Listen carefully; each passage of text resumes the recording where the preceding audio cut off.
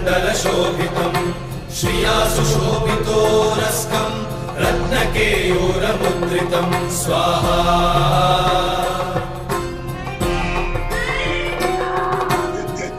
काञ्चन सङ्काशम् पीतनिर्मलवाससम् इन्द्रादिसुरमौलिष्टस्फुरन्माणिक्यदीप्तिभिः स्वाहा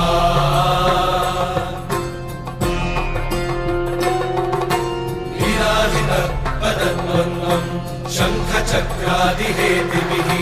गरुत्मता च विनयात् स्तूयमानम् मुदान्वितम् स्वाहा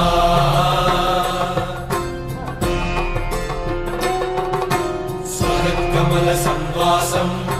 कृत्वा कवचम् पठे नृसिंहो मे शिरः पातु लोकरक्षार्थसम्भवः स्वाहा